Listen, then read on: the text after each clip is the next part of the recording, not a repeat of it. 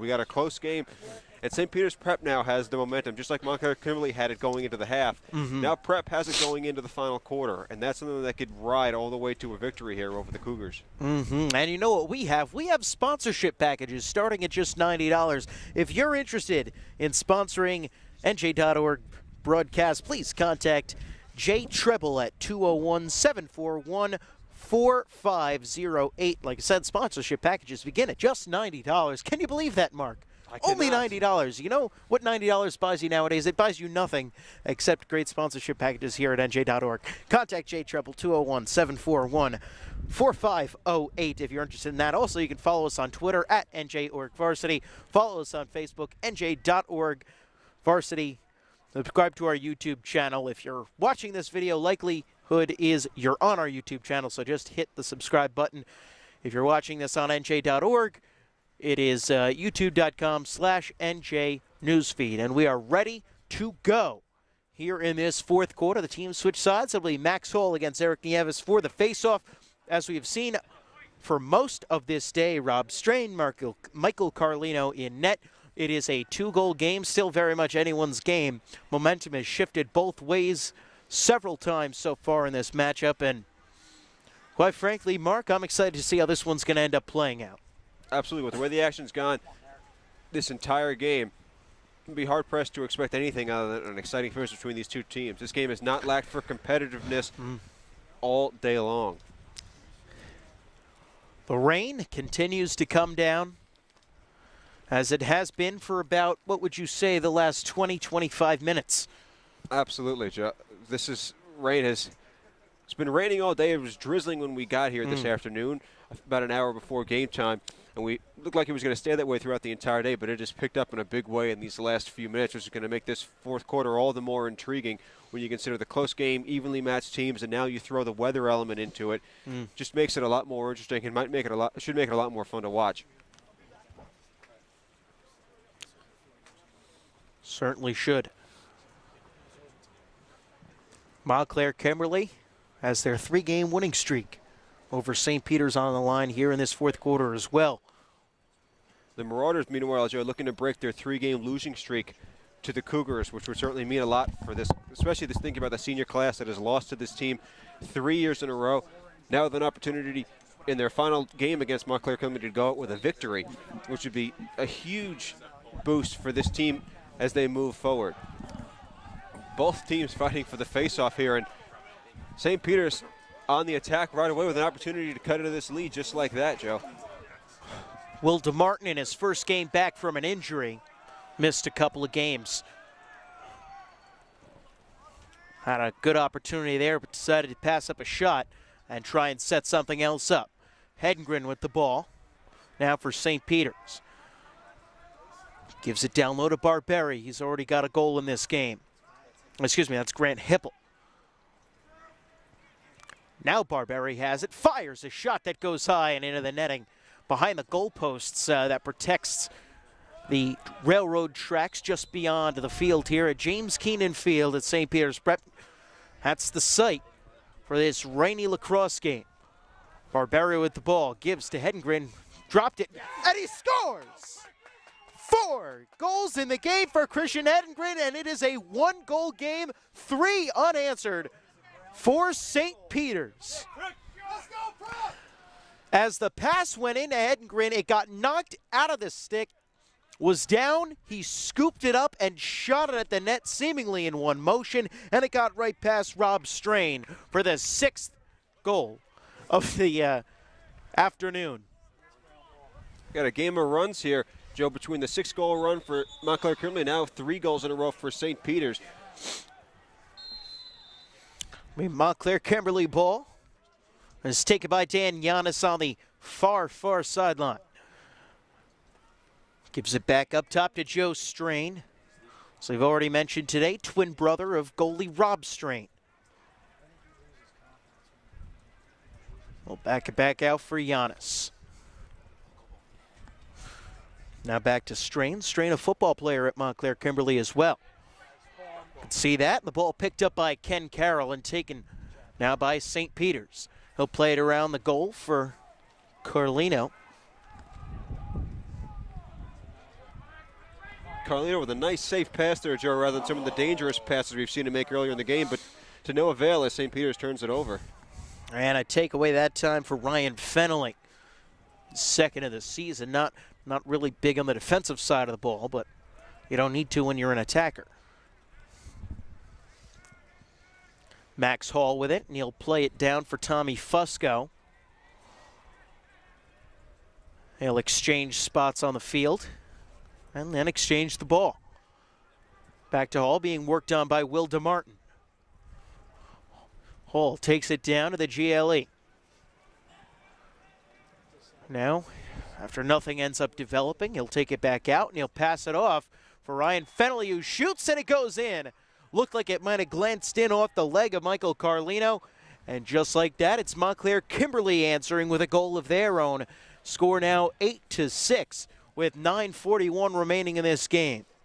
Cannot overstate the importance of that goal, Joe, to stunt St. Peter Prep's momentum after they just scored 3 goals to make it a 1-goal game. Now, Montclair Kimberly feels like they're probably right back in control of this one, even with the lead only 2 as opposed to the 4-goal lead they had before. And for Ryan Fennelly, that is his 4th goal of the game. He now has 9 goals in the last 2 games for the Cougars. 5 on Saturday against Cranford, now 4 against St. Peter's here this afternoon. Grant Hippel with the ball for St. Peter's, as they'll try and answer with a goal of their own. They're making a couple substitutions here, and so they'll just hold on and wait to get it set up. Shot, Hedegren, score! And just like that, within 20 seconds, the 5th goal of the game for Christian Hedegren. Joe, and it's now 8-7. Before Montclair Kimberly even had a chance to relax with their 2-goal lead, St. Peter's Prep makes it 1 just like that. And 3 assists now on the game for Tanner Barberi. He's now got 9 to lead the Marauders. And also give an assist to the stat keeper, who is right behind me, for coming up with that nugget. Hard fight here for the face-off. Eric Nieves trying to win it for the Marauders, and he does. Wind starting to drive the rain right into the face of myself, and I'm assuming also into the lens of the camera. Unfortunate but true, Joe. Grant Heppel with the ball for St. Peter's. He'll dish off to Will DeMartin, who'll swing it across for Christian Hedegren, already with 5 goals on the game.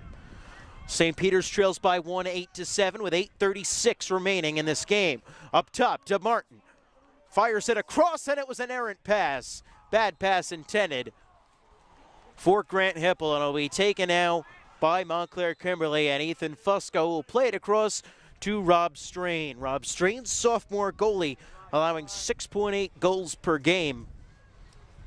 So right around his average here in this one, having allowed 7. Dan Giannis with the ball for the Cougars. Makes a nice deep move that time to get around Sean Connors. Connors able to recover quickly and play it back for Tommy Fusco.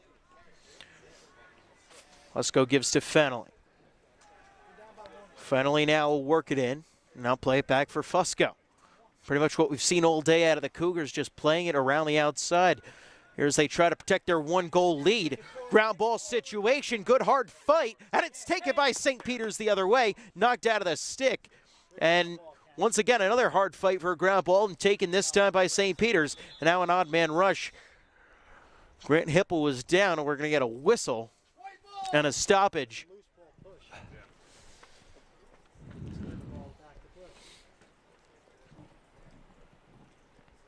A whistle came on the loose ball.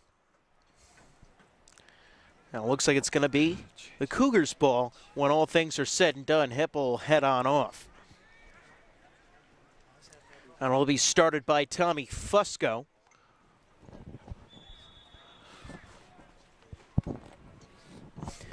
For Montclair Kimberly, Fusco with 2 goals on the game. Fennelly with a shot. It goes wide. Nice job by Carlino to force that shot wide.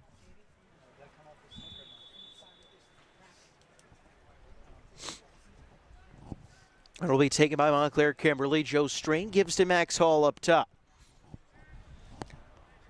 Hall, Fennelly, Strain, Pretty much the main players. Shot, strain, high-low, and it goes in. 9-8. To 7. Now the score in favor of Montclair Kimberly with 7:11 left here in this one, as you're seeing some of our efforts to make sure that this game is brought to you without raindrops. Sorry about that, folks. Yeah, no, it's all fine, I'm sure. Trying to do our best to make sure the broadcast is as clear as possible.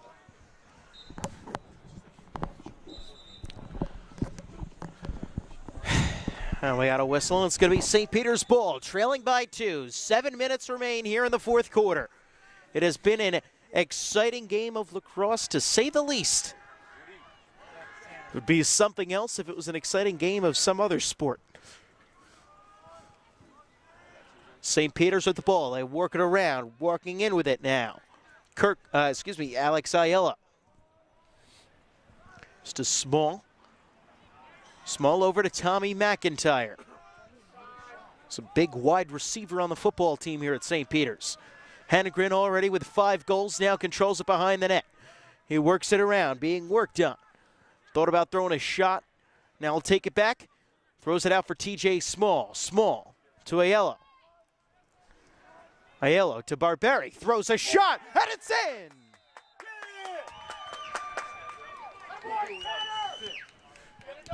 Tanner Barberi with his second goal of the game. He's got 3 assists, so a 5-point game for him. And it's, once again, a 1-goal game, 9-8 in favor of Montclair Kimberly, but a lot of lacrosse left to play. 6:18 remaining here in this fourth quarter, and we've already seen quite a bit of scoring. And we're going to get a timeout coming here, being charged to Montclair Kimberly. Recap some of the big scoring here in this game. Ryan Fennelly with 4 goals for Montclair Kimberly. Tommy Fusco has 2. Dan Giannis has 1. Joe Strain also with 2 goals for Montclair Kimberly. For St. Peter's, Hannegren's got 5 goals. Barberi has 2. And it has been a scoring barrage here in the fourth quarter, Mark. Absolutely, Joe. And these last 6:18 are all going to be about the defensive stop. Who can make the next defensive stop? Because it's gone back and forth these last few minutes. St. Peter's cuts it to 1. Montclair Kimberly puts it back to 2. St. Peter's cuts it to 1. Montclair Kimberly pushes it back up to 2. So whichever defense is able to make that stop that leads to the goal that either ties it or makes it a 3-goal game, that's where this game is going to end up being decided. Both of these offenses have been outstanding here in the fourth quarter. The defenses have seem a little bit overwhelmed. But one of them or one of the goalies is going to have to come up big. Now, if you're Marauders coach Mark Bryan, what are you saying to this team in the huddle right now? You're down by a goal. You've had this comeback. You had the lead. You allowed Montclair Kimberly to go on that 6-goal run, and you've been clawing your way back in ever since. What are you saying to them right now to lock it down on defense? I'm telling them that, hey, all the pressure's on Montclair Kimberly here because they're the team that had the lead and now is letting it slip away here. And they're the team that has to score. Since you're on defense, you guys just scored. The pressure's on them to do something on offense or else let you guys have an opportunity to tie this game. So I'm trying to take the pressure off my defense, just let them play their game because they've showed the ability to be outstanding at times, especially their goaltender. So I have faith in my defense, and I try and make sure they have faith in themselves as we go out here for the last 6:18, which would be obviously where today's game is decided, Joe. Will be Max Hall going up against Eric Nieves, the same face-off crew that we've seen for most of the day. And the wind goes back. Eric Nieves has it, and TJ Small scoops it up for St. Peter's, and they'll work it in the attack zone, but it's a nice job that time by Ryan Fennelly to cut across and pick off the pass, and now going the other way. Second takeaway of this quarter for Ryan Fennelly. Fennelly just seems like he's been everywhere for Montclair Kimberly in this second half, Joe. He's made the plays on offense. He's made defensive plays like that. He's been outstanding. He showed you why he's one of Montclair Kimberly's best players this season, Joe. Tommy Fusco with the ball. He's worked on by Sean Connors, a pole. Giannis with it now. He'll work it around the back. Guarded by Small. Giannis fires a shot on net, and it goes in. Dan Giannis answers right back, and every time St. Peter's scores, it seems like Montclair Kimberly comes right back, this time with 5:33, so not even 45 seconds after St. Peter's scored. Montclair Kimberly answers back with their 10th goal of the game. And the tough part about this for St. Peter's is there's still 5.5 minutes left to go in this game, Joe. There's plenty of time left for St. Peter's to come back, but they can't keep doing this forever with Montclair Kimberly because they're the team that's behind. They're the team that needs to make a stop. Ground ball here in the attacking zone for St. Peter's, and it's eventually going to be scooped up by, it looks like Tanner Barbieri's got it. Barbieri walks in, fires a shot, and it goes. Score! And falls down right after. Third goal of the game for Barbieri. Where's the push? 10-9. Now the score is within 18 seconds. St. Peter's has answered right back, making it a one-goal game once again, Mark. And Joe, you can't not love this if you're a sports fan. I mean, back and forth, nonstop action. Both of these teams going as hard as they can. Pouring rain. I mean, it's all coming together in these last few minutes. This game has just been nothing but action and intensity. Joe Strain taking the face-off for Montclair Kimberly. Eric Nieves will be taking it for St. Peter's. Ground ball here. It's going to be picked up by Joe Strain. No, it's actually still going to be on the ground. And whistle, and looks like we're going to get a hold. Going against Will DeMartin. And so it will be Cougar ball. Joe Strain's controlling it. Rain continues to come down hard here in Jersey City. Joe Strain continues to have the ball, and he'll give to Ryan Fennelly. Fires a long pass across the field for Max Hall. And he will dish it to Dan Giannis. Scored the last goal for Montclair Kimberly, his second of the day, the 10th for the Cougars. They lead it 10-9 with 4 minutes 35 seconds remaining here in the fourth quarter. Ryan Fennelly controls. Back to Hall. Over to Giannis, and they just keep swinging around the outside. Same offensive setup that we have seen all day long out of the Cougars.